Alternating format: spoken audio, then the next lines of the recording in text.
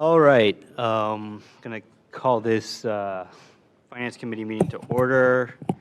It is November 20th, 2023. We have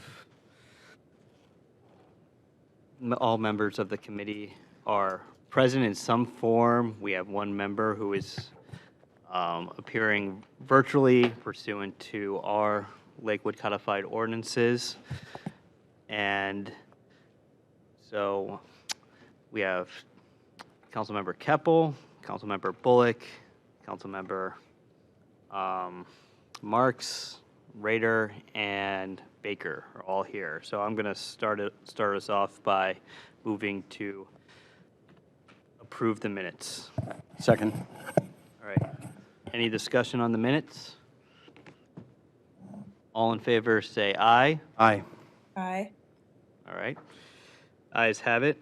Okay, so first item is we're circling back to ordinance 18-2023, which is establishing new purchasing limits in line with the Ohio Revised Code for the city of Lakewood. We, in our last committee meeting, we offered some amendments. We substituted amendments as proposed by the administration. Then we made some amendments to that substitute. That is on Granicus as the 18-2023 as amended by committee document. So we're here just to finish up that discussion. We had some time to consider and reflect on the conversation from last week. Does anybody have any additional comments on the proposed legislation? Councilmember Baker. Thank you, Mr. Chair, and appreciate all the committee's work on this and the administration's work on this. And I apologize I wasn't able to be here last week. But I would, in kind of working with Director Vargo in the Finance Department, I think we're coming close to kind of what would be a good way going forward, and I'm thankful that we're taking the time because I think the last time this was updated was 40 years ago. Hopefully we don't go another 40 years, but at least we can assume another decade that this will be how at least the code deals with purchasing under Lakewood's, processes. So I don't know if I can make amendments as a non-committee member. You could recommend. Okay. So I have a couple, and I would like to go through them quickly just because I know you guys spent a lot of time on the floor last week talking about this. The first would be amend to Section 5 to read that Section 1103 Lakewood Hospital contracts repealed is hereby replaced by a new Section 1103 entitled Department of Finance Reports and Internal Controls outlined below. So what that would do is it's a section within the ordinance, but it doesn't say where it would go in the code, so this is just clarifying where it would go in the code. All right, that is so moved. Do I have a second? Second. All right, any further discussion on that? Mr. Chair? Yeah. Could we repeat the motion and the section where it applies? It applies to Section 5 and is going to read that Section 11.03 Lakewood Hospital contracts repealed is hereby replaced by a new Section 11.03 entitled Department of Finance Reports / Internal Controls outlined below. So amending the title of the section. Essentially kind of putting it in the form that is typical of or ordinances that are amending sections of the code. It's more prescriptive and directs where the actual change of the title is going to be. Okay, thank you. All right. Councilmember Keppel, you have any comments on that? Makes sense to me. Great. All right. Closed discussion. All those in favor? Aye. Aye. Aye. All right. Ayes have it. All right. Mr. Baker. Yeah, the other one is the clerk pointed out, and I'm thankful that Clerk Bach did, was that the budget book isn't actually adopted by City Council. Rather, there are a series of ordinances that we adopt, and the budget book memorializes them. Is that accurate, Director Rankator, Finance Department?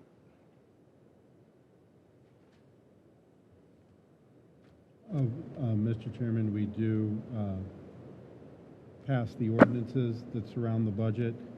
Can you repeat the question, Mr. Bailey? So the way the ordinance is currently drafted as substituted, it indicates that council will approve these internal controls, these outlines, when they approve the budget book. But the clerk brought up that we don't actually approve the budget book, rather we approve a series of ordinances that inform the budget book.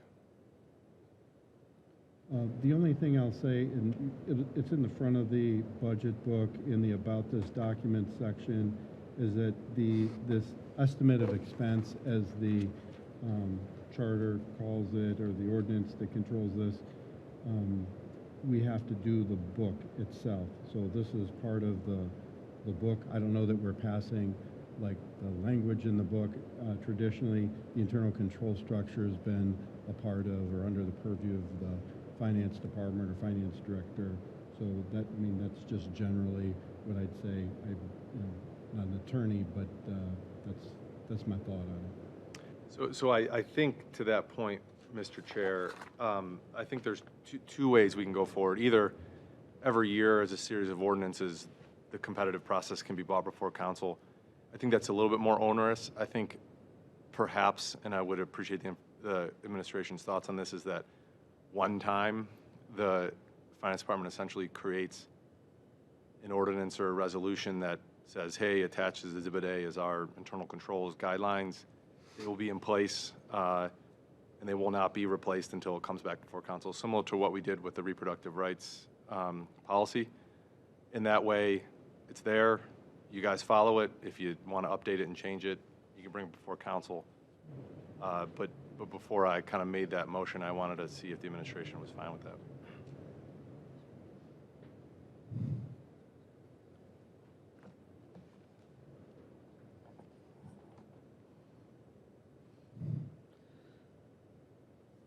Director Vargo. Yes, thank you, Mr. Chair, Councilman. I think that's fine. We can do it as a policy. I don't think we lose a whole lot by putting it in the budget book. We're approving, council's approving ordinances on the basis of information in the budget, certainly a presumption of an acceptance of the budget book. The other thing is, I'm not an accountant, and I know that the way lawyers practice law, we're always hopefully improving our process. Internal controls is inherent to the accounting profession. It's a term of art. It's subject to regulation by oversight boards and auditors. They know how things are. My guess is they're going to constantly try to adjust these. So we could do that by policy, as you're suggesting, but it certainly was efficient to look at it on an annual basis as part of the budget, as part of the budget book. But the answer is we'll do either. Yeah, and I think putting it in the budget book is also the right thing to do. I'm just, the code as drafted implied that council was approving it in the budget book, but council doesn't actually adopt the budget book. That's the distinction.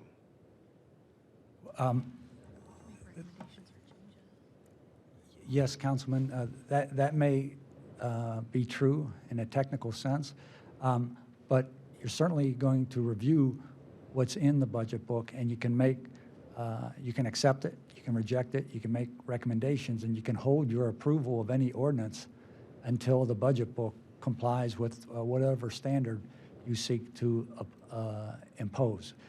Council probably would not pass the ordinances if it disagreed with items in the budget book. So by implication, it is being covered. All of that said, doing it by policy can be done as well.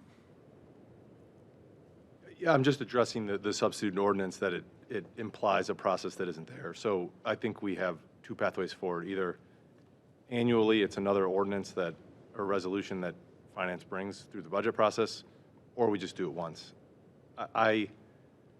For efficiency, once meaning we do it and then it's in place until it's updated. And I don't know how often it's updated, so I would leave that to the discretion of the finance department. I don't have a preference between those two things. I just want to make sure our code reflects our practice. Mr. Chair. I agree with the line of questioning, the issues that Councilman Baker's raising. I think it's, first of all, it's a good discussion. I think we'll get on the same page here momentarily. I also agree, Law Director, that it's a good idea for the financial controls and control policy, internal control policies to be included in the budget. But if council's going to formally approve of those, it should be in a separate piece of legislation. You know, the budget is helpful. It's the administration's document. It's the macro document that provides the context for the numbers contained in the individual budget appropriations and contracting authority ordinances. But there's things in the budget that evolve and change over the years, and there's things in the budget that some council members or even a majority council may not always agree with, because we don't take votes on every page in the budget just by the nature of, we've been working collegially between council and the administration. There's a whole year's worth of plans and a lot of detail in the budget, and we haven't traditionally sought to have a council vote up or down in every single element of that. So there's a conversation that's ongoing. So in terms of, I agree broadly with the spirit of what we're talking about, but if we're going to concretely approve of something, I think it needs to be in a separate ordinance. I guess the question of whether it should be annual or not would be, you know, a thought or recommendation from the finance department, but I don't see a harm in having it done annually, unless somebody else has a good reason to the contrary.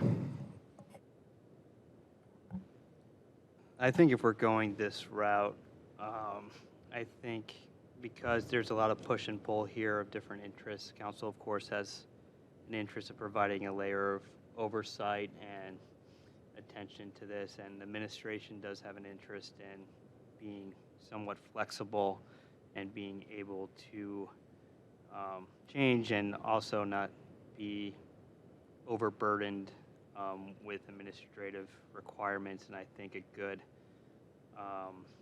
compromise would be the yearly, or not yearly, sorry, the submittal of the outline in the form as attached to a resolution that if cannot be altered unless approved by council. Mr. Chair? Yeah. So with that, I'll go ahead and put forth a motion for your consideration. First would be to delete the last line of 5A, which reads, council's approval of the annual written budget shall be considered approval of the internal controls and/or competitive process, and alter the second to last sentence, say the director of finance shall include an outline of internal controls and/or competitive process in a ordinance or in a in a submittal to You would say, well, hold on 1 second. Let's see. in a resolution to council for approval, which shall not be changed unless resubmitted to council for approval. Or we could use without separate action of council. Yeah, so moved with the change of approval with shall not be changed without separate action of council. Second. All right, any further discussion? Ms. Keppel, I want to make sure I don't miss anything on this. Thanks. I was actually trying to draft something similar while you guys were talking, so I think that's clear. Can you just read it one more time of how it will read? All right, Kyle, you want to try? The Director of Finance shall include an outline of internal controls and/or competitive processes in legislation to council for approval, which shall not change without separate legislation, Without separate action of council. separate action by council. Okay. How's that? Well, we'll make sure. Sounds good to me. Okay, Point of order, Mr. Chair. Yeah, sure. And the final sentence is stricken of that. that's correct. So that's the motion. And I seconded that motion. Correct. Any further, yes. I have one question. Thank you, Mr. Chair. And I was kind of hoping to ask this last time, so it'll be a continuation of that conversation we had about the docket item. Sorry to open that can of worms again. I know it's the language included. I plan to support whatever the committee supports. But I would like to hear from the administration. It didn't quite, just for my own edification, are there time issue constraints within, what are the constraints and reasons why, again, that docket item shouldn't be there, in other forms of how council might get it? How would that benefit the administration in terms of, I think what I'm thinking of is mostly time, capacity of the finance department. Those are my main concerns here. All other concerns are secondary to me. Thank you, Councilman. Your last sentence, I'm sorry I didn't get that. Can you? Oh, just to kind of put a finer point on it, as I'm thinking about this, it sounds like there'll be some extra work generated for the finance department. I'm just trying to make sure, my vote and what we're trying to do here is going to fit into the work schedule of the finance department, not add undue pressure, but still try to achieve the goals of transparency and the things that we're trying to do with this ordinance. So that's kind of where I'm coming from. I'm hoping that gives you a little more of a fine-tune your answer a little bit. Yeah, thank you, Councilman. I mean, we start, we start with the process of the Department of Finance and all the departments who will be procuring pretty busy people. So, and they're willing to do additional work in a heartbeat if it's worthwhile. And so the suggestion was, is that added communication letter necessary, given that this report that we're talking about would be submitted to council on a monthly basis, would be uploaded on the web page? Why the third item of putting it on the docket, requiring finance to issue a communication? That was part of it. The other part was it seemed peculiar that one branch is requiring another branch to put something on the first branch's docket that is controlled by the first branch. It was peculiar. We pointed that out. But certainly not a critical issue, but those were the points that were made by the administration. Thank you. And if I may, just to piggyback on that, if the goal here is transparency, which we all certainly want, our suggestion was, again, to put it on the website so someone could search it, it's viewable, findable, you're able to find it. If you're in a docket, you're essentially maybe 6 weeks, 2 months past the close of that month. So there's already a large delay there by the time finance closes out month's end. And also you need to try to find which docket are you looking for, which report. Maybe we missed docket deadline 1 month, we made it the next month. It becomes very cumbersome for the general public to search and scan through the docket. It's much easier for them to, check on finance, monthly reports, and then there you go. As a reminder, everyone receives the monthly financial reports of the entire city. So, I don't know why we're parsing out just this piece rather than, all of the monthly reports we receive. But again, the transparency issue, it's that, it makes more sense to have it streamlined in the website. And also to Director Vargo's point as well, finance now has to prepare in advance, prep to make sure they've gone over, someone could ask line 37, what is this expense for? Finance, because they're such professionals, are going to making sure they know every single detail of that item. So it does cause additional burden.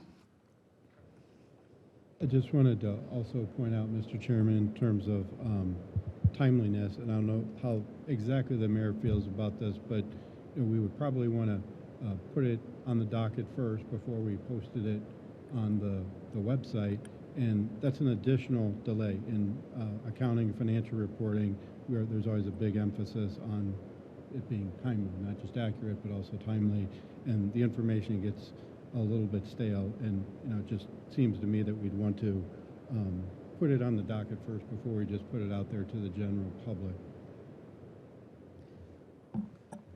Thank you, and thank you, Mr. Chair. I just wanted to have that sort of more comprehensive idea of where the administration, because it seemed like that was one of the bigger sticking points that I heard last meeting. So Yeah. that extra information is helpful, and good luck with the rest of your deliberations here today, committee. I mean, I'm looking at the city contracts site for Border Control, and I don't see any updates past 2022 or any contracts that were uploaded to this in 2023.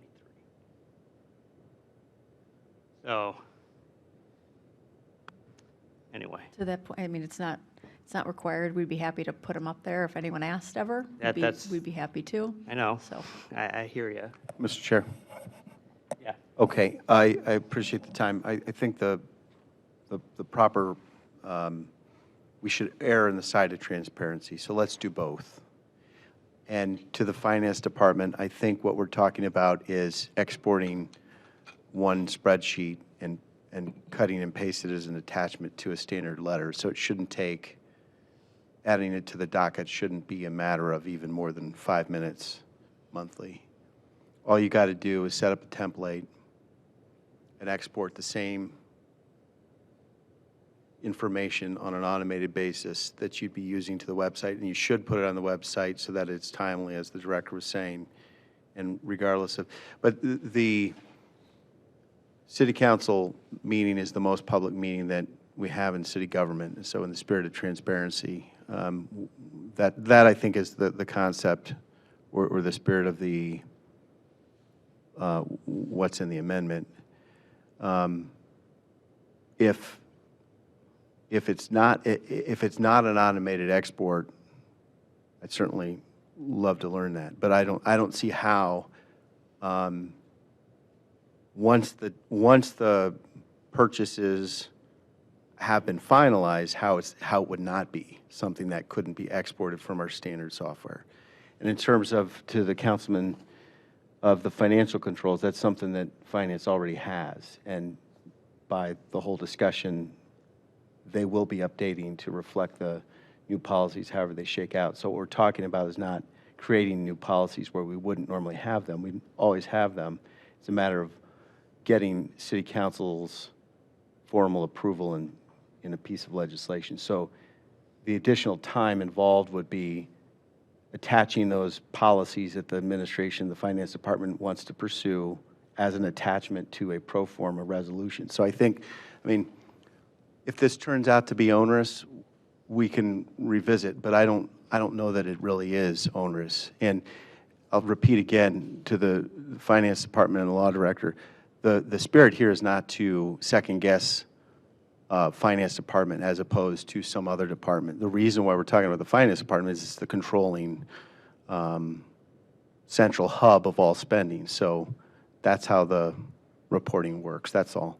And for the public, what we're talking about doing is significantly revising the standards for contracting and oversight of public spending, which is called for, and I appreciate the administration's proposal for doing that.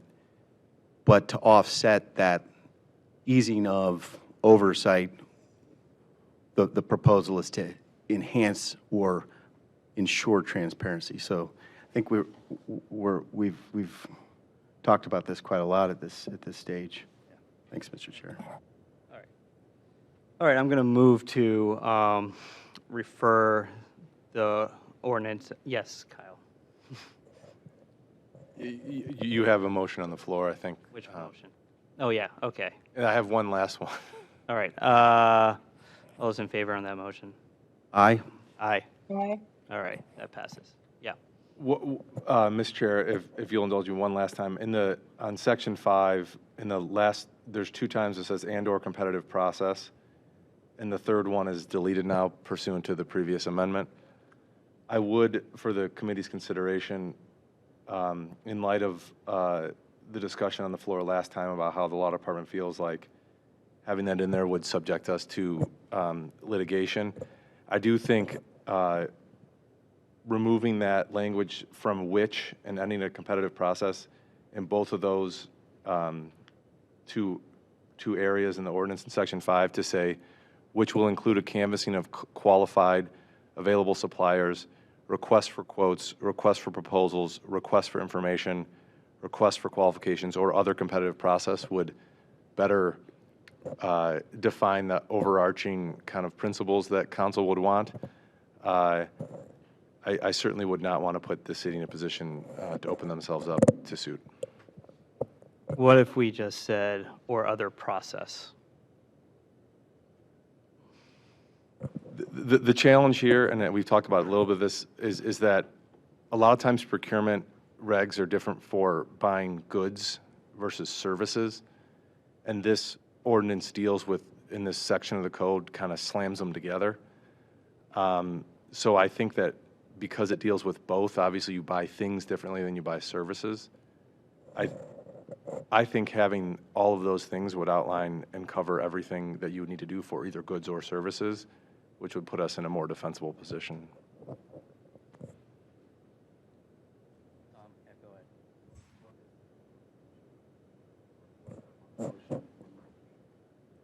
So to delete, which shall include a canvassing of qualified available suppliers and/or competitive process, to the following phrase, which is just more, outlines more things you can do, which will include a canvassing of qualified available suppliers, requests for quotes, requests for proposals, requests for information, requests for qualifications, or other competitive process. Okay, so moved. Okay, I'll second, I'll go to Ernie. Director Vargo, yes. Yes. Thank you. Before I speak, Mr. Chair, you said you referenced or other process. I didn't understand what you were saying, and I think it would be helpful for me to understand that. Well, instead of, maybe I misunderstood the hang-up last time, but I think the term competitive was a sticking point. Yes, thank you, Mr. Chair. I respect Councilman Baker for trying to address the issue. I think, in my humble opinion, we were trying to get less subjective terms, not more. Now, I know your language is designed to try to bring more objectivity to it, but if the council, if the committee recommended language that we had, and the committee heard the law department's advice and moved in a different direction. Not the first time legal advice was not followed from me or any other lawyer, so that's fine, we've moved on. But if that language was acceptable to the committee to recommend, the law department's advice would be to leave it be. When we add other terms, again, it gives potential ammunition for a disgruntled vendor to point to the language and say what occurred was not this. Again, we're going to live and die by those controls. They are what matters, not how we describe those controls. And if we describe those controls in a subjective way that gives rise to dispute, we're not doing the city any favors. So the law department's recommendation would be to go with what the committee recommended last week. All right. Thank you. Mr. Baker,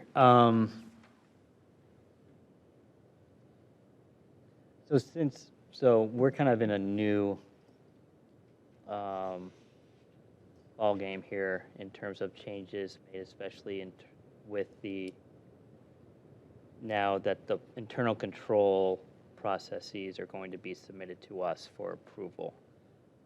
So we would be able to accept or officially reject those. Administration would have to go back to the drawing board if we didn't find what was presented to us appropriate. With that new change, is the original that says an outline of internal controls sufficient. Yeah, to your point, Mr. Chair, I think we could just say which will include a process approved by council as outlined below, or something like that. So we could remove all the language, because ultimately, a supplier is not going to sue based upon the code language. The supplier is going to sue based upon the policy that's approved. Right. Okay. I withdraw that suggested motion and welcome whatever you want to do to fix that. Well, Tom now has to, you withdraw that. Well, It was just a I'll suggestion. accept I know, a suggestion. you withdraw your friendly, suggestion. a friendly amendment to the motion. Okay, I will friendly amend, or propose a friendly amendment that will, after, in section 5, subsection A, after $75,000, parentheses, comma, I would delete, which will include a canvassing of qualified available suppliers and/or competitive process, and replace that with, damn it, which will include an internal, Cal, help me out here. Approved by council. A process approved by council, as approved by council. All right. Will you accept that amendment? Yes, thank you. Okay. So that is now what the amendment is. Do we have any further discussion on this? Just to, Mr. Chair, Yeah. just to clarify, to make sure, I'm on the same page. So the proposed amendment now would remove new terms in the code, which is compatible with what Law Director Vargo has been advising, and replace it with a reference to the envisioned, formally approved internal controls by council. Yes. Okay. Law Director, is that satisfactory? Yes, that's consistent with all of the discussion and appreciated. Okay, Thank you. thank you. Do you have some new associates that you want to hire No for one's gonna your hire municipal law firm? All right, no. Okay. All right. So, thanks, Mr. Chair, that answers my question. All right. Any further discussion? Mr. Chair, Yeah. could you clarify exactly where we're talking about, in which section and point we're in? It's in section 5, where's the Department of Finance reports internal controls. It's if you look to the second line after $75,000, after that comma, it deletes the remainder sentence in its entirety, and is replaced with a process as approved by council, something along those lines. Okay, great, thank you. Great. All right, I'm going to call this to a vote now. All those in favor? Aye. Aye. Aye. All right, that passes. Anything else on this matter? I know, but anything besides? All right. Anything else? Okay. I'll move to refer this ordinance as approved, with the recommended approval to the full council as amended today. Second. All right. Any discussion? So, Mr. Chair, to clarify, the motion is to approve the amended by committee version of the ordinance with the additional amendments just approved today in this committee session by council, by the committee. Yes. Recommend that to the full council for adoption. Yes. Okay. And I seconded that. Good. Great. Any discussion? All right, thank you all. This was helpful. We got through it. Appreciate everybody's work on this. Hope nobody lost any sleep over it. All right. All those in favor? Aye. Aye. Aye. All right, we got it. Next issue.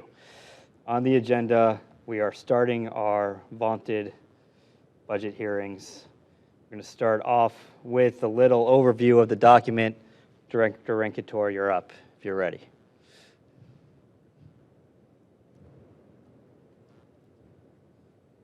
That's Claudia's. Can we move to mine? Oh, yeah, she happened to make it. Thank you, Claudia.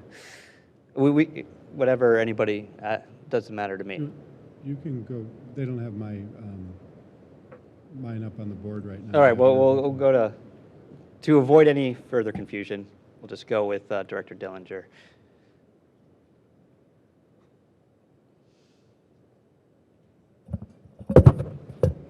Okay, well, good evening. Thank you for being so accommodating, given my situation. My budget's usually pretty brief. HR doesn't have a lot to it, since we're a small department. But do you want me to mouse it, or you want me to just kind of tell you? Or? Okay, just next slide.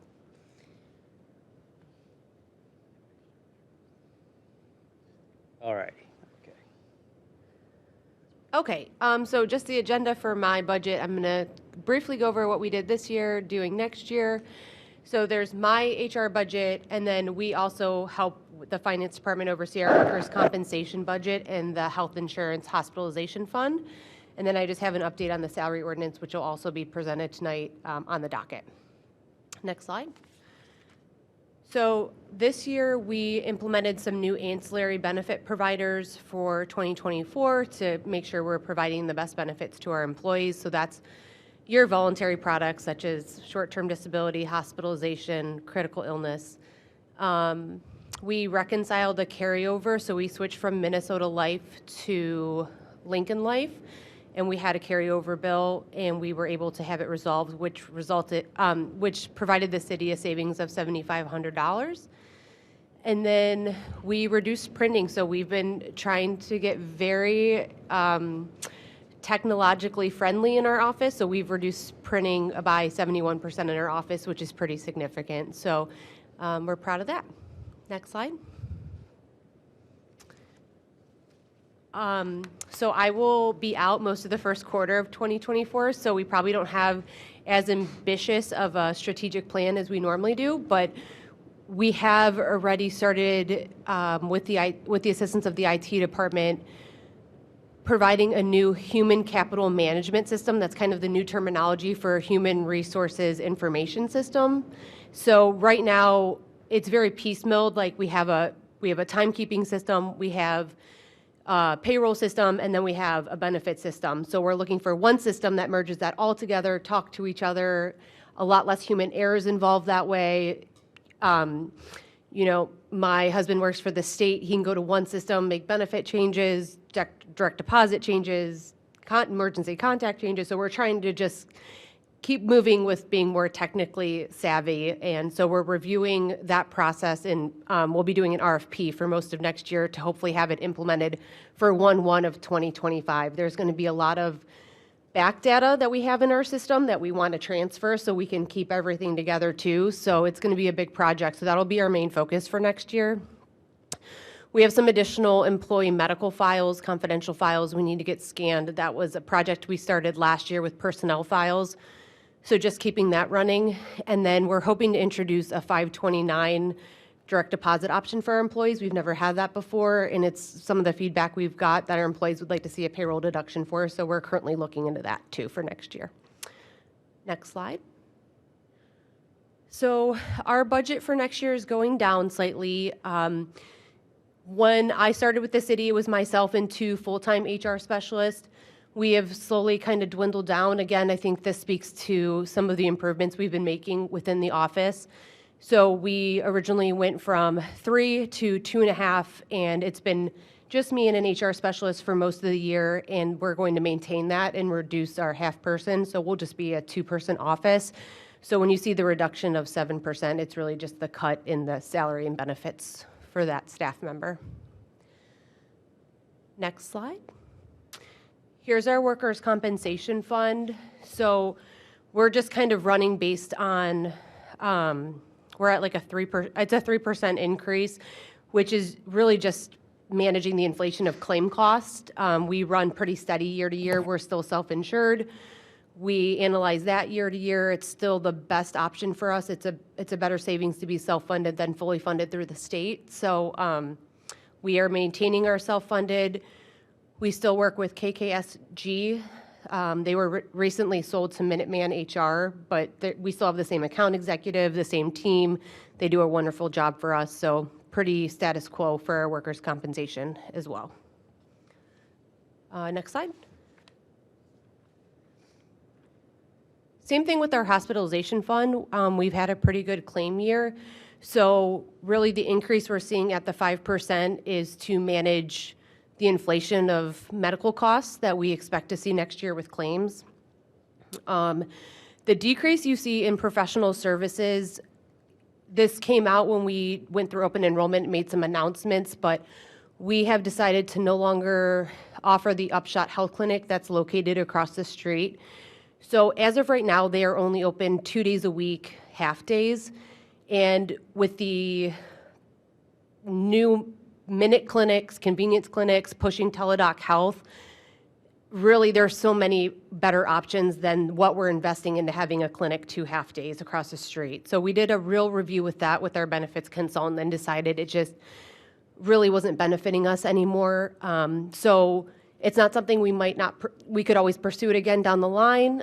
There's some new interesting nursing opportunities with Amazon Health. So we're always kind of looking to see what's happening in the forefront of hospitalization, medical care for our employees. So when you see that reduction, that's really what that big decrease is, because that's a pretty good amount of money we invest into that each year. So the 5% is really mostly for the claims costs for next year.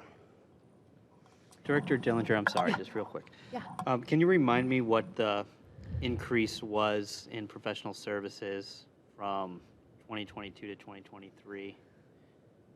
From 267 to 835?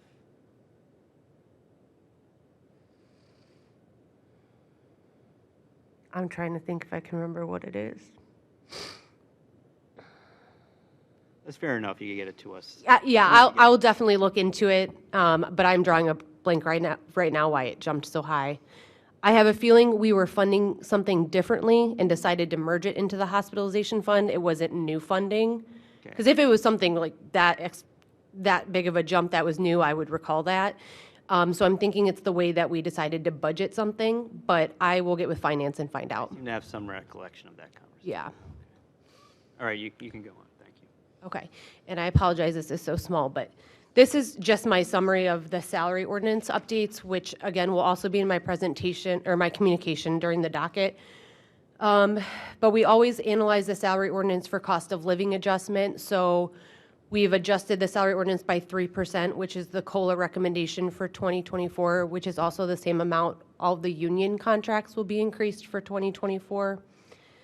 We have eliminated pay grade 25, which is our lowest pay grade. When we look at that, most likely come January 2024, when we increase the fair employment wage for the city, that pay range is so low, it'll fall below that. And there was only one position that still existed in it, which is actually an AFSCME position, so I'm not sure why it's even in the salary ordinance. So we would just be eliminating that pay grade. We moved the human resource specialist from 29 to 31 due to the elimination of the part-time HR position, creating more work and responsibility. We have added a climate action and sustainability coordinator position. This is to help carry out the plans of the climate action plan. This job description was developed between Director Leininger and myself, and we have already taken it to civil service for approval, so that was done 2 months ago. And then due to anticipated retirements next year, we've been evaluating our finance department structure. It's kind of been run-of-the-mill for many years, so we're kind of reevaluating how that department is laid out and have added a unclassified position of tax commissioner, deputy finance director. As you know, we're one of few communities that still do taxes in-house, so we think it's important that we have a position that represents that office. Increasing the civil service commissioner salary from $4,120 to $5,000. That hasn't been updated in 2006, and that is one of the only board that receives a salary. So we thought it was important to update that. And then just as part of each year, we always try to let council know what our merit bonus award is going to be for the city, which we were able to budget and provide a 3% merit bonus to non-union employees. It's approximately 40 employees, and they should be receiving that actually with their paycheck this week. And those are all my updates. Thank you very much, Director. Any initial questions on that, on any of that? Yes, Mr. Bullock. Thank you, Mr. Chair. Thank you, Director Dillinger and Mayor and Finance Department for the kickoff of the budget process, 2024. Hooray. Director Dillinger, so headcount and benefits are, as I understand it, a major driver of expense for the operating budget for any organization, including municipal government. So that's been a control lever or dial that we watch carefully over the years. So the nature of my questions are on the health care and other benefits and how well we're trending in terms of preventative health and just the total expense. Now, you've already kind of touched on that, but I just want to make sure I understand. So on the is the hospitalization chart on slide 7 the best snapshot of that? In other words, this would be citywide, across our organization, all employees. The fringe benefit proposed $8.7 million budgeted, so it could come, the actuals could come in less, could come in more. Correct. But they've been,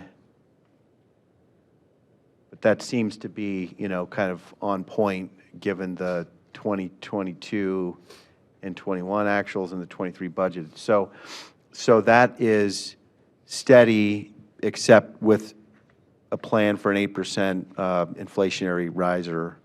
Correct. And what we do each year is we take a look at the CERB report. So the State Employee Relations Board puts out an annual insurance report, and we review that as well to see what are the trends happening with local government, state government, townships, villages. So we look and compare ourselves to municipal governments of equal size. We look at the Northeast Ohio region, and we do all of those comparisons.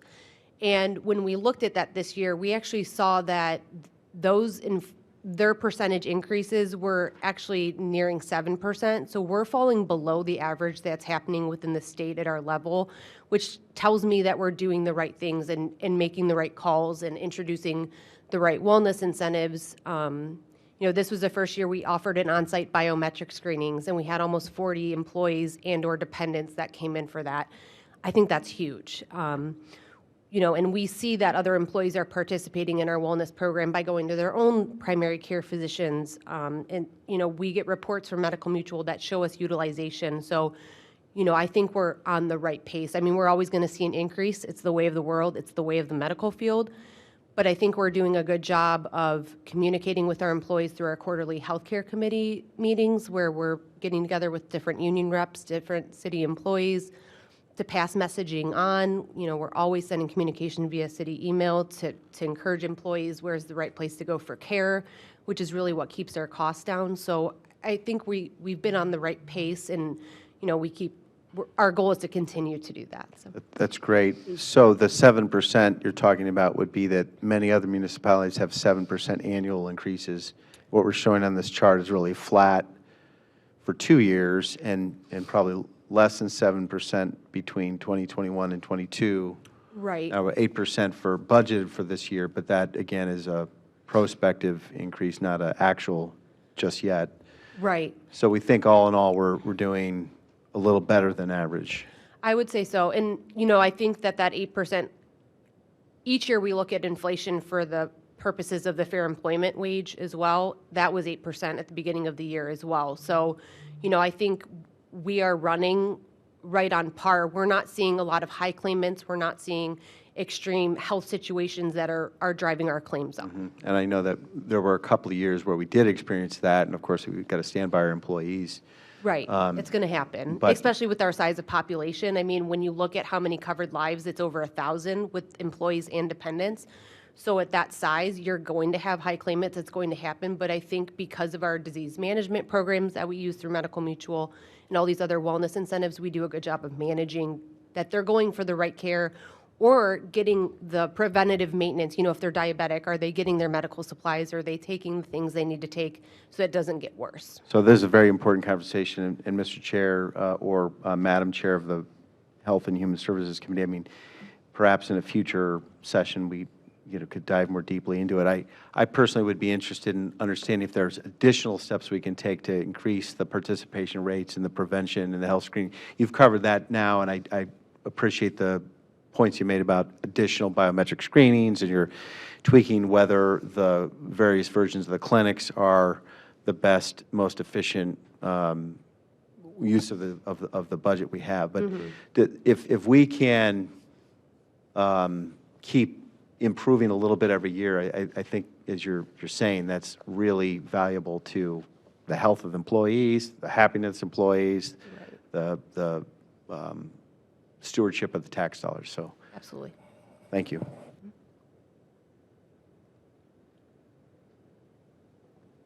Okay, Ms. Keppel, you have anything? Yes, I just, not so much a question, it's just a comment. I just want to, express my appreciation to Director Dillinger and the Human Resources Department for their work on moving to digital, both for efficiency and budgetary reasons, as well as I know that Director Dillinger and Ms. Kubiak are taking on extra work, and it is appreciated of seeing that difference of being very efficient to keep the staffing costs down. So just want to make a note of appreciation there.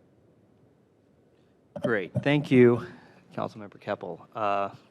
So Mr. Baker first, and I'll go to Mr. Ryder. Thank you, Mr. Chair, and I'd like to thank you, Director Dillinger. Two people to run a human resources department is pretty incredible, and appreciate how lean you are. And as someone on the plan, appreciate the services the city provides. Two questions, just high level. One thing I've noticed in some of the other plans I've been in, there's like a buyout for employees if they use other insurance, or is that something we would consider as a city doing? And secondly, explain to me how we deal with high claims years. I assume we have catastrophic coverage, if something hits a level, but do we roll over funds or try to think about building a stabilization fund that would kind of smooth out those years so that we're a little, let's say we budget 8.6 and then we get hit with 9.5, and then where do we find that money? So I'm just curious if there's been discussions about that and kind of where we're going with that. Yes, both great questions. So first off, yes, we actually do already offer a waiver incentive. It's $2,500, and it's to an employee who does decide to waive coverage for the entire benefit year. That would not include a spouse or child dependent that's also covered by another employee of the city. So we have a few spouses, or we have a few father, mother, child, son scenarios. So if they waive coverage but are still covered even as a dependent, they would not be eligible. But someone who does completely waive coverage, they receive $2,500 the following year after we know they've been off the plan for a whole year. So come January, we would issue those payouts. It's about 30 employees as of right now that we have that waive our benefits altogether. As far as what we call a reserve fund, is I think what you're referring to, is yes, we actually started that probably just last year. We are trying to take those years that we have good years, or our claims are down, or we didn't have to pay out as much. So our stop loss insurance is $125,000. So yes, we run anywhere from 4 to 6 claims a year that go over that $125,000. But that's when the stop loss kicks in. We technically pay it and we get reimbursed. But we are budgeting for that. We're anticipating that, and our benefits consultant helps us, kind of crunch those numbers and plan for it. But yes, we've already started working on trying to build that reserve fund for those situations where either we have catastrophic claims, we have inflation that we just can't handle. We are working on building that with the finance department. So it's a start. I couldn't tell you where we are yet. I need to sit down with the finance department and see where we are.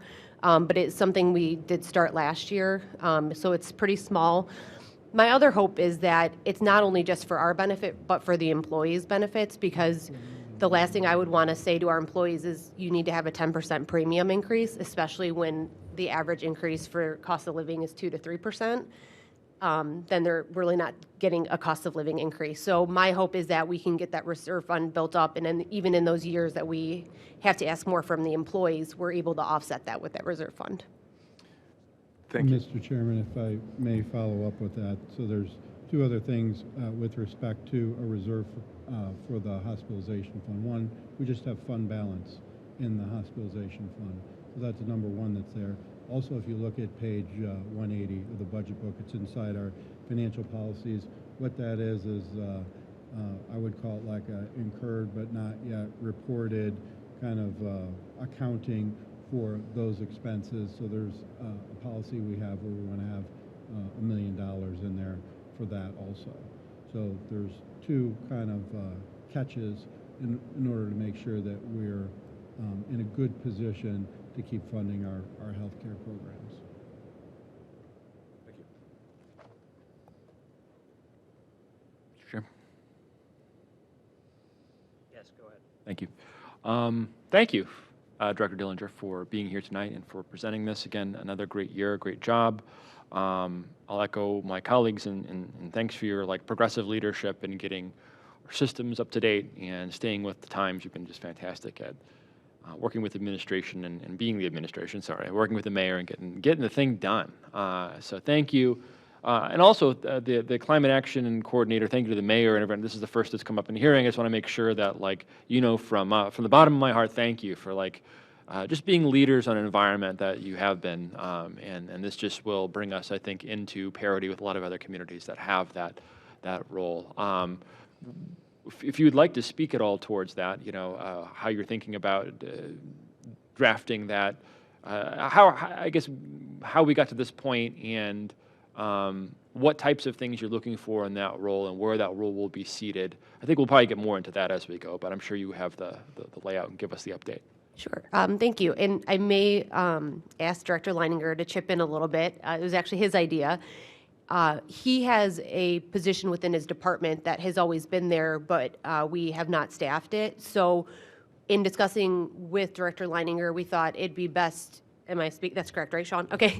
We would take that position and morph it into this sustainability coordinator to carry out the goals of the climate action plan. So Director Leininger really did his homework. He reached out to other communities that do have similar positions, and looked at all those job descriptions and created one that we took to civil service. I believe that was in October, and had them approve, which is our standard for civil service positions. They approve all our descriptions or any changes that we try to make. It goes to them for approval.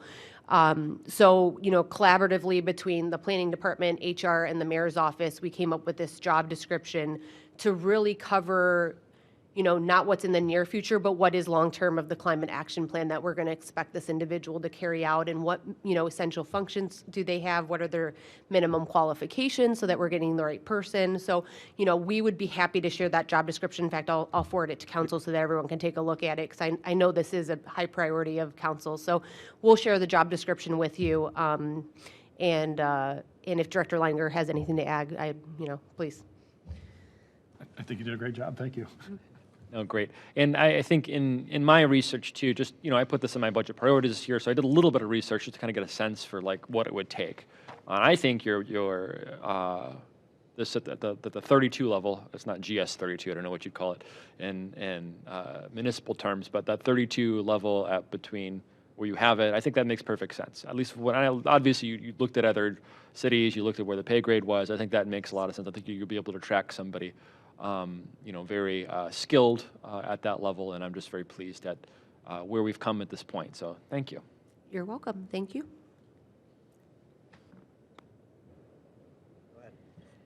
Thank you. Just a quick question about that. When would that posting be on our website? So I will speak that since it's new to the salary ordinance, we did have to wait for it to be, officially approved through council and everything. But the job description's up to date, and it is budgeted in the planning and development department. So, unfortunately, I won't be here, but I will advise Director Leininger to work with Leah Kubiak in my office to make sure that gets posted. And I think we anticipate that close after the first of the year.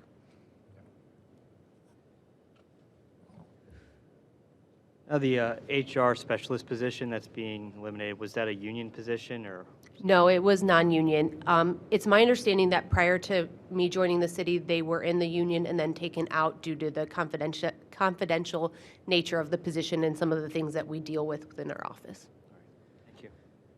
Any further questions? Nope. Yes, Director. Mr. Chairman, I just wanted to be able to answer your question about the line item you brought up with respect to the hospitalization fund and personnel benefits. The rise from 22 to 23 has to deal with implementation of the HSA program, so that's the employer's portion of the contribution.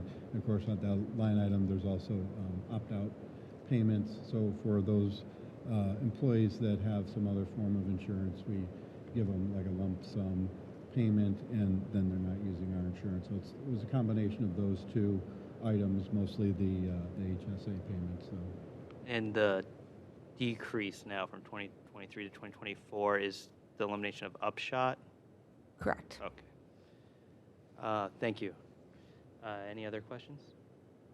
All right. Well.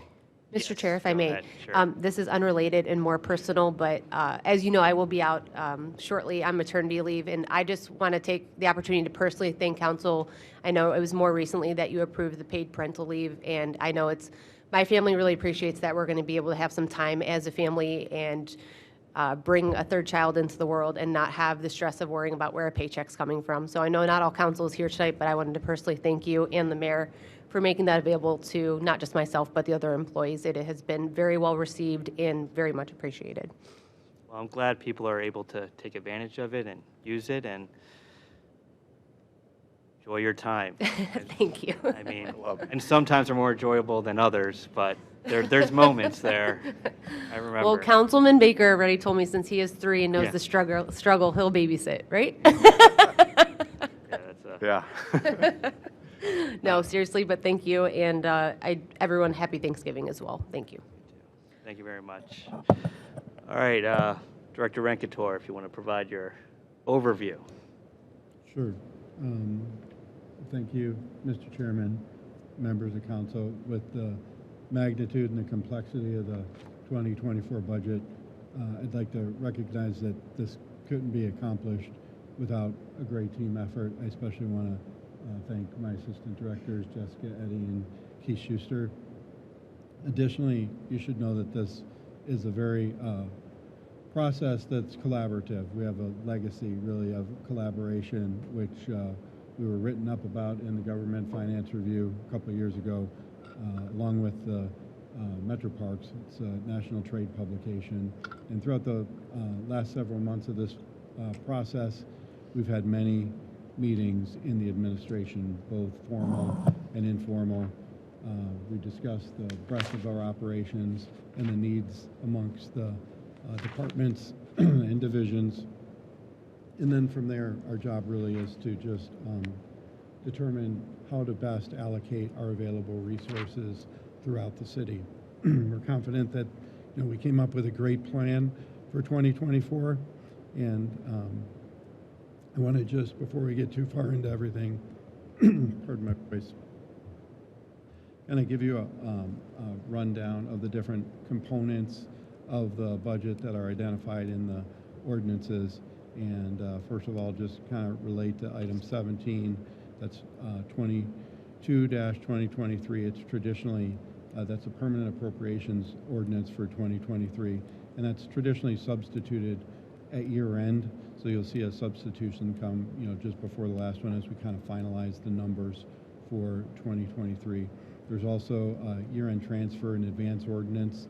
That's item 18 on the docket, and that's ordinance 23-2023, and that one is also sometimes substituted. Item 19 is 24-2023. That's actually the 2024 appropriations or the budget itself. And then a lot of the other items, items 20 to 29, which is the ordinances 25 to 34, they deal with various pieces of contracting authority related to the budget. And this year I'd also like to point out that an item that we'll have on there is related to our income tax department. That is items 32 and 33. One's just the communication, and the other's an ordinance. There has been some changes to municipal income tax law at the state level, and we're required to adjust our ordinance by the start of 2024. So we've introduced that piece of legislation also. And without further ado, I think I'm going to, before we get back into a bunch of other things, I was going to have the mayor kind of pass the baton off to the mayor, kind of lead off with her letter and some of the major projects that we have coming up in 2024. Mayor? Thank you, Director.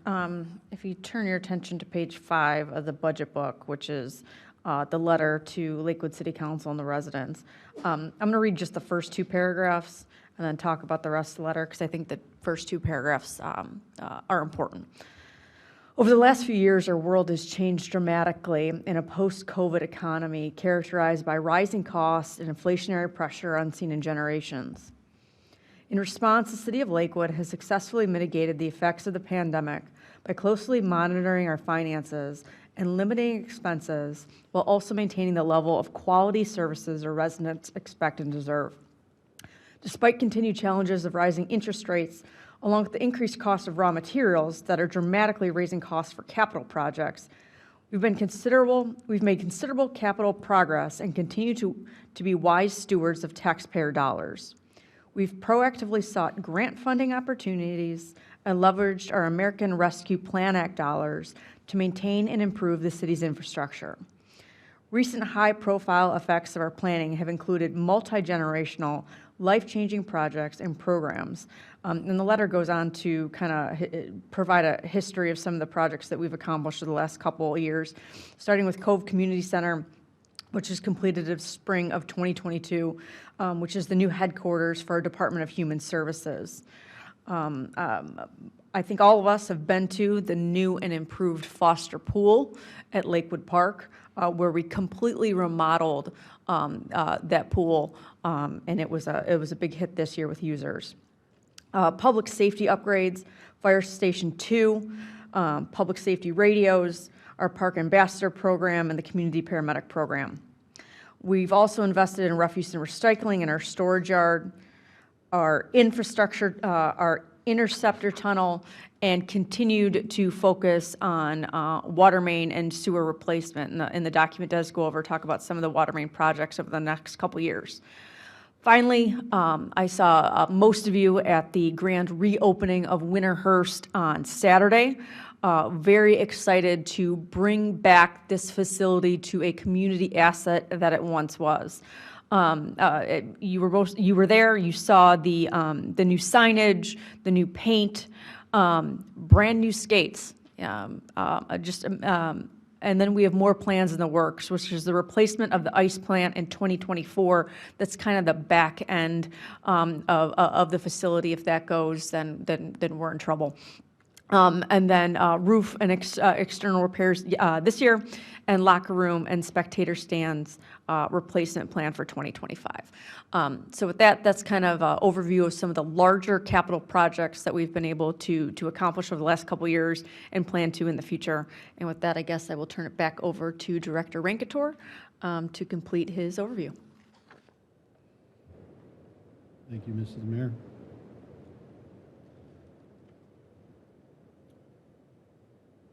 For the new year, the budget is $263.4 million, encompassing all the different funds in the city. It includes $31 million for ARPA, which we're spending down and attaching to capital projects over the next 2 years. Some of the biggest projects we have under ARPA are, we've of course set aside $25 million for water and sewer, and that is basically tied up in one project, which is the Interceptor Tunnel project. The project's progressing. We're continuing to make payments towards it, and that'll go on probably through 2025 is the completion target date. There's also air handler project here at City Hall. There's a number of items that we want to improve here at City Hall in terms of capital. And that's a great clean air initiative, and I think that's precisely why, the ARPA funds came into being, is to help protect us from COVID, and the clean air handlers will help us do that. We've also been making ADA, or we're planning to making ADA improvements in the building to include the new elevators here, or upgrading the elevators. And anytime you touch an elevator, it seems to be a huge expense, and we're really blessed to be able to make improvements like this when we might not otherwise be able to fund that in a year like we can right now. We've also engaged for a space study here at City Hall to best determine how to make the best use of the maze of space that we have here. And we also provided for some public safety expenditures with our ARPA dollars, which includes police locker room capital improvements we're going to make, and also we have our police force, our authorized force has been increased so that we provide additional security for our residents, and we've also budgeted to have any additional security for our parks that may be necessary. I'll add that the general fund budget is $56.5 million, and when you talk about the general fund budget, you want to make sure that it is structurally balanced. And when we say structurally balanced, that means that the revenues exceed, or the expenditures do not exceed the revenues for the current year. So we, as it's designed, will not be dipping into any kind of our reserves or fund balance in order to keep afloat for the current year. We anticipate that our revenue should exceed our expenditures. About 76% of the total general fund budget is dedicated to wages and benefits. That's pretty typical of most all governments. About 55% of that is dedicated to public safety, and we have that kind of delineated on page 10 of the budget book, where we have a pie chart there.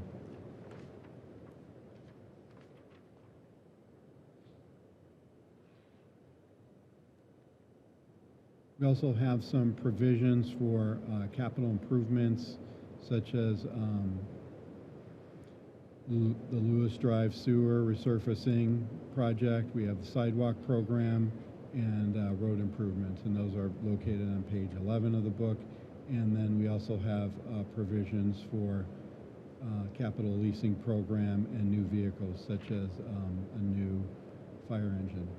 I think it's important that everybody understand our revenue structure. So in terms of our revenue, 58% of our total revenue comes from the income tax, and about another 20% comes from the property tax. So our income tax is 1.5% in Lakewood, so anybody who works here has to pay 1.5%. Anybody that lives here has to pay at least 1.5% to somebody. So we have a credit structure where we provide 50% credit, up to 1% for people who pay their taxes somewhere else. We've had our income tax since 1972, and it's grown over the years. It's actually served the city very well. So back in 1972, our total income tax was 1.3 million, and we're going to be, I'll show you on the chart here momentarily, that's risen quite a bit over the years. Just a quick question, Director. Sure. Can you explain that credit system a little more? So if somebody lives in Lakewood but works in a different municipality, and let's say that municipality has a 2% income tax, what percentage of income tax goes to Lakewood? Clerk Bach, if you could forward to the one slide that has the, not that one, but the next one, there you go. So here's a good example. I wanted to kind of go over some of the dynamic that's taken place over the last couple of years with COVID, because we've really been a big beneficiary of what's happened with COVID. So for people who say, work in the city of Cleveland. Traditionally, they pay 2.5% to the city of Cleveland because that's where they work, and if they live here in Lakewood, they pay another 1%. So that's 3.5%. They pay a total of 3.5%. Yes, total municipal income tax. So they get a small credit, the way our structure is, so they don't have to pay that extra 0.5%, but that's kind of how it works out. Now, what this chart here kind of indicates is over the last few years, we've had a change in the mix of our income tax that's taken place. So there's kind of three components to the income tax. Those are, we call it the individual tax. So for these people, say that work in Cleveland and live in Lakewood, that's kind of in that bucket of category that we just call the individuals. Then there's also the net profit portion. So these are people that have businesses here, and this is what the businesses pay on the profits from their business. And then the last category is withholding tax. So of those employers that have employees here in Lakewood, they withhold tax and remit it to us. So that's been our portion. And if you kind of look over what's happened since 2019, we're at like 9.8 million. And, for 2023, I'm kind of estimating we're going to be at like 15.3, and that's phenomenal growth. And that kind of took place, really between 2020 and 2022, where the dynamic has really kind of changed. So what that is, that's people working from home. So we have employers that are withholding tax for people working at home. It's kind of really helped people that otherwise were paying, say, the 3.5% somewhere. So if somebody used to work in Cleveland and then their employer said, hey, we don't want you to work in Cleveland anymore because it's getting expensive for us to have the office space, and we want to have you work at home, a couple of things have happened. One, that person's now only paying 1.5% tax. So where before they were paying 3.5% total, 2.5% to Cleveland, 1% to Lakewood, now they're only paying 1.5%. So that's a big benefit for them. And secondly, it's a boon to the city of Lakewood also, because before we were only getting 1% from that same person. Now we're getting a 50% increase. We're getting 1.5% on that same income. So that's a benefit to us, and that's what that chart is supposed to kind of describe the dynamic that's really happened. So will the trend continue? We certainly hope so, that it'll at least hold up. I know there's been some talk of some employers as a way to downsize, instead of laying them off, they'll say, okay, you guys all have to come back to work now, and everybody wants to work at home, so maybe they'll find a different employer. But as long as that trend continues, I think Lakewood's in good shape as far as that goes. Is there any questions on that point from anybody? Tom? Thanks, Mr. Chair. Thanks, Law Director, or excuse me, Finance Director. You guys are sitting next to each other, and you might as well be the same person. No, just kidding. This is really compelling and interesting data, so thanks for presenting it.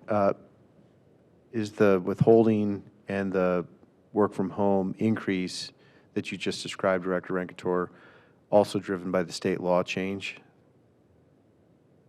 No. Okay.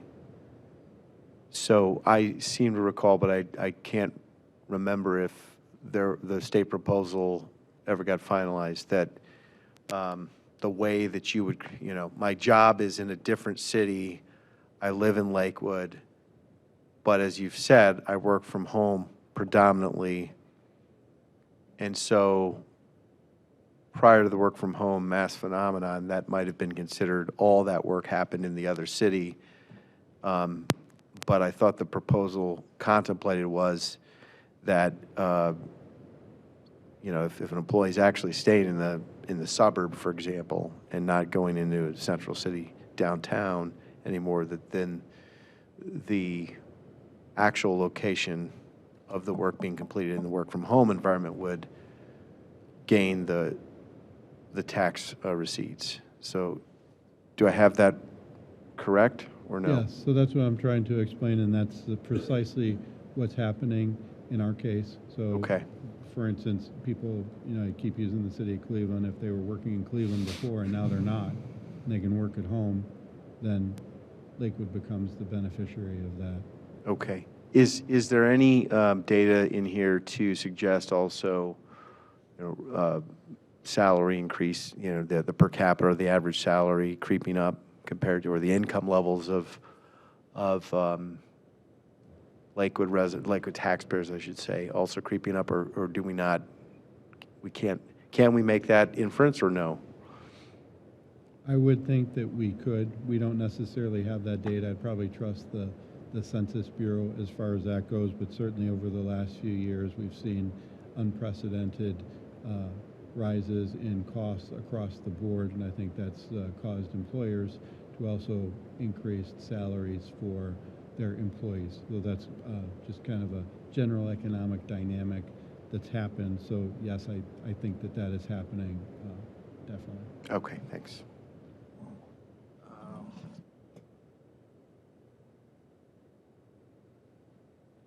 Related to income taxes, any questions?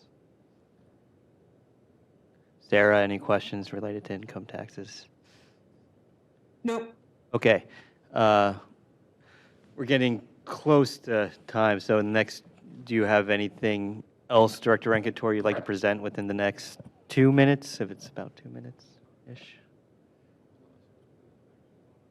I just want to talk a little bit about the property tax. There's our mills. We have 8.65 mills that go towards the general fund. And one thing we'll have coming up over the next couple of years in 2025 will be the recipient of whatever the changes are in value. So at the end of 2024, the county is going to do a reappraisal of all the properties throughout the county. That'll impact us. The thing about our property rates that are different than, say, the school district is ours are going to rise and fall with the property values no matter what. When the property values go up, our income is going to go up. When the property values drop, our income from the tax is going to drop. That's just the nature of it. In the case of many governments throughout Ohio, you'll have tax reduction factors where the Department of Tax Equalization tries to equalize that so that the government brings in roughly the same amount of money each year by tinkering with the tax rate. We set our tax rate, we set it at the full rate, and then whatever happens, whether the values go up or down, we kind of ride with that in terms of our revenue. So I think things are looking good for us so far. I think for the 2025 money when that comes in with the revaluation at the end of 2024. And Director Rankator, let's say there's some program or we find that residents really want, that there's broad support for, let's say, the circulator or something akin to that. Is there a mechanism in which some sort of levy can be put on the ballot and then that's directed to a fund specifically for funding something like a circulator?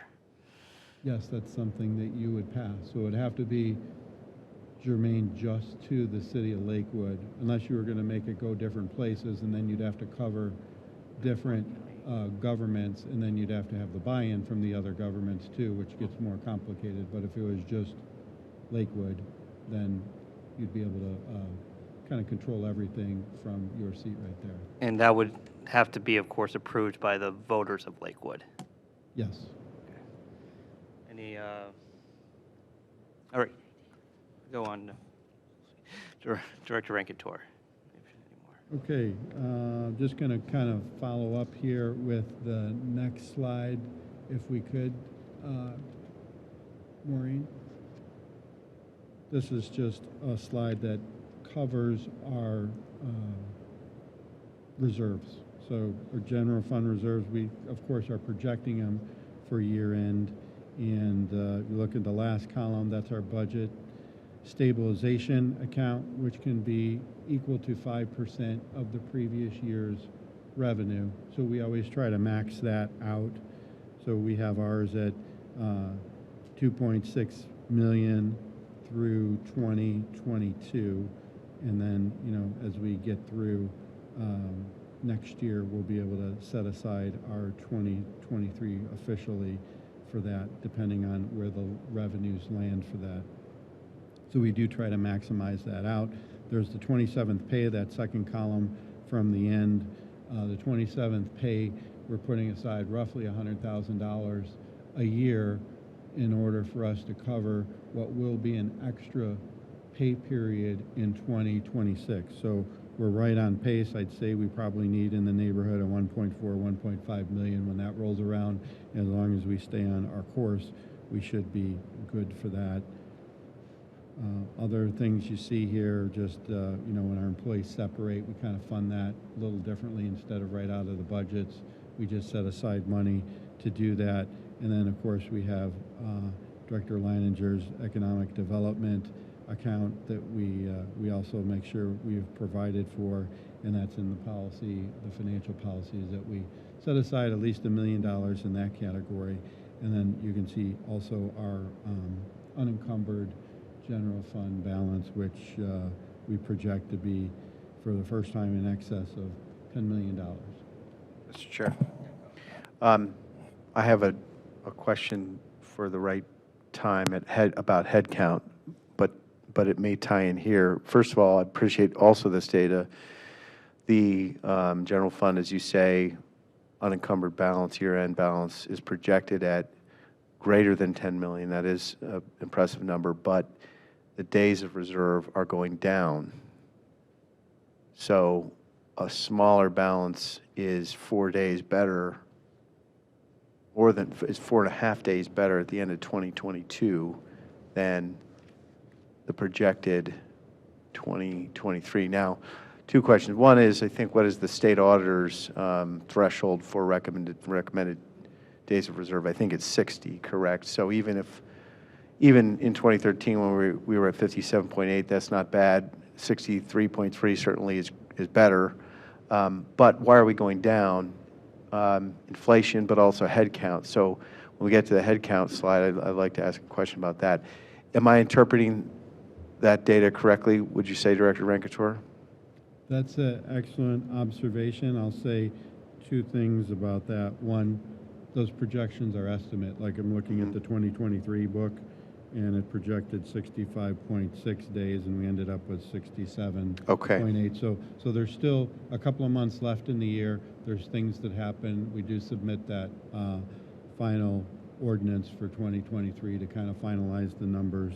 And like I say, these are projections. The 60 days really comes from the Government Finance Officers Association recommendations as to what the best policy is. And really, when you're looking at these days, to me, as long as we're above the 60, I mean, that's what we're shooting for. I think we're good. We have a lot of other needs in Lakewood, a lot of other needs like surrounding our capital and our capital projects. And if we can somehow feed those and pay for those things, especially in a time when everything seems to be going up, it kind of seems like we're damned if we do, damned if we don't with the cost of the capital projects, because we want to do it now. We don't necessarily want to pay the money, but if we wait, everything goes up. You're thinking of Westlake, which pays cash for everything, right? Out of its we'd like to do that as much as we can, but that's not completely realistic. But we certainly try to make the best uses of our funds. If we can avoid some huge interest rate, then we want to do that. But we just kind of have to weigh the different things that we have with the resources we have available and make the best decisions. One more follow-on, Mr. Chair. I recall your predecessor, Director Rancourt, would, at the year's end, often take some of the unencumbered balance and apply it to the coming year's hospitalization fund as a way to get ahead. And there were a couple of different versions of that off the top of my head. Sometimes the hospitalization would be spread across the department. Sometimes I think there was a central allocation to not build the departments. But I thought it was a nice, prudent practice that we would do our best to get ahead of some of the very points we talked about with Director Dillinger, that healthcare is always one of the key drivers, or one of the key obligations and risk obligations, and risks, I should say. So have we ever thought of doing that with some of the year-end obligation, so that if we come in at 63.3, maybe we take it down to 60 days of reserve cash and apply some of that to what we know is going to be a big expense every year, which is the hospitalization fund. Just curious as your thoughts. It's a great question, and yeah, we always think about those sorts of things, Councilman Bullock. What I would tell you is kind of reiterate the answer we gave to the kind of describe, what we do for our reserves. One, we do have a fund balance in the hospitalization fund right now. I know it's in excess of $4 million. I bet at year end and going into next year, it'll be higher than that. Okay. So we have that.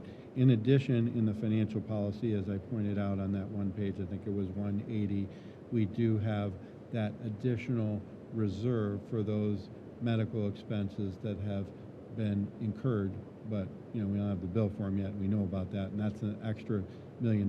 So a couple of years ago, kind of recognized this issue because if we have a bad year, what are we going to do? Becomes the question. So what we did at that time is we said, hey, we really need to have a better way to build a cushion here, so we put some of the ARPA money there. That was a great place to have it because you don't know what's going to happen. And at that time, really, I was here 2 months and we were down $5 million in our general fund. So things we didn't know how things were going to turn out, and we're at least where we're at now. And I think in terms of general fund and general fund balance, we're in a good position if you look at these numbers. So that's a good thing. And I am very concerned about capital and our debt load moving forward. I'd say those are always things that we're focused on kind of moving forward, and just the way inflation has taken off. And for right now, I think we're in good shape with general fund. Definitely, these things are always considerations. If we have a good year, we're kind of looking at, well, what do we need to do? Very good. So we're going to keep an eye on inflation while it's still high and keep strong reserves in our funds. Definitely, and we want to keep building the general fund balance. Okay, thank you. All right, we have 5 minutes left on the clock. Anything further, Director Rankator?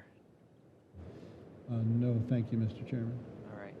You know what? I'm feeling generous, and I may grant Director Vargo a continuance until 5:45 on next Monday. He can make it. I can make it, certainly your preference. Thank you. If it works for you, it works for me. Okay. Mr. Chair, I'm sorry, I have one more. Oh, you could ask as many questions as you want for the next 5 minutes. Okay, Director I wanted to Rankator. give everybody a heads up. Thank you. So the head count is what I wanted to ask about. That's on the document that I'm looking at. You have a very helpful chart summarizing across all departments on page 19 of the PDF, which is 14 of the document's page numbering. And I do notice that head count's going up. The proposal is for +6 this year. But then if you compare it to 2021, it's +14. That's driven by public safety +5 over that time span, and public works +8. And then also +1 in human services. So,